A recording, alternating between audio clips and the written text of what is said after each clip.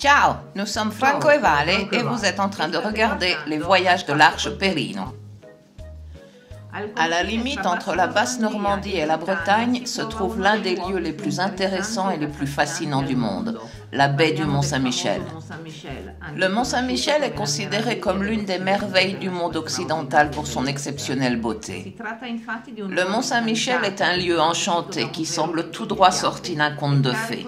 Son histoire millénaire pullule de légendes qui sont liées à l'abbaye, à la baie et évidemment à l'extraordinaire spectacle des marées.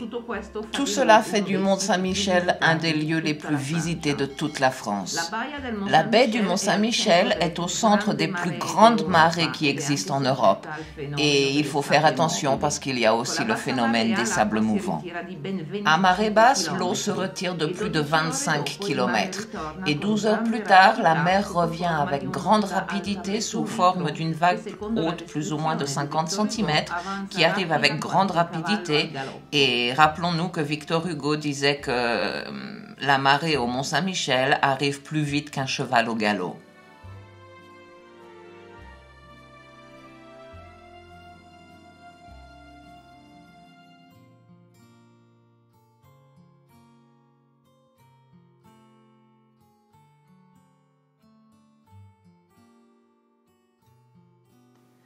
Malheureusement, quand nous y sommes allés cet été, le temps n'était pas vraiment de la partie et on avait un deuxième problème. On avait une faim de loup parce qu'on avait sauté le déjeuner et il était 5h, 5h30 de l'après-midi et c'était absolument impossible de trouver un bar ou un restaurant qui nous fasse à manger. Il a fallu attendre jusqu'à 7h. La marée était prévue pour 8h du soir, donc on pensait avoir amplement le temps de manger quelque chose et d'arriver au Mont-Saint-Michel pour assister à ce spectacle. Mais évidemment, les moules frites sont arrivées, le rosé, et on s'est fait un petit peu prendre la main. Résultat, on a raté la marée. Quand nous sommes arrivés au pied du Mont-Saint-Michel, la marée était déjà arrivée. On fera en sorte de revenir l'année prochaine pour filmer l'arrivée de la marée haute. Si possible avec une journée de soleil. Je sais que Franco a beaucoup de doutes sur le fait que le soleil se montre en Bretagne, mais je confirme, je l'ai déjà vu, ça existe, c'est possible. En réalité, il suffit d'avoir la chance de choper la bonne journée. Le problème, c'est qu'il faut combiner la chance de choper la bonne journée météo et d'avoir le soleil, et choper la journée où le coefficient de marée est assez élevé pour avoir une marée haute qui recouvre vraiment tout le Mont-Saint-Michel.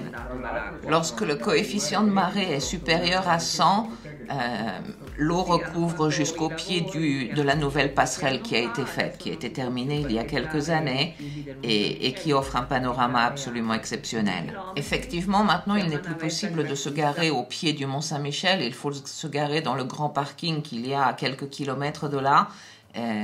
Évidemment, ils offrent une navette gratuite qui permet de rejoindre les pieds du Mont-Saint-Michel sans aucun problème ou de faire une belle promenade. Si on doit dire la vérité, le fait que la journée était pluvieuse et que la marée était déjà arrivée nous a permis de pouvoir visiter l'intérieur du Mont-Saint-Michel avec les chiens sans aucun problème. Si ça avait été une belle journée, on aurait dû jouer des coudes pour passer dans les petites ruelles avec les chiens et probablement qu'on aurait abandonné l'idée. Ciao a tutti dal Mont-Saint-Michel. Rappelez-vous de vous abonner à la chaîne et d'activer la clochette pour être informé des prochaines vidéos. Donnez-nous un j'aime si le vidéo vous a plu et on vous dit au revoir du Mont-Saint-Michel et on vous donne rendez-vous dans quelques jours dans la ville pirate de Saint-Malo.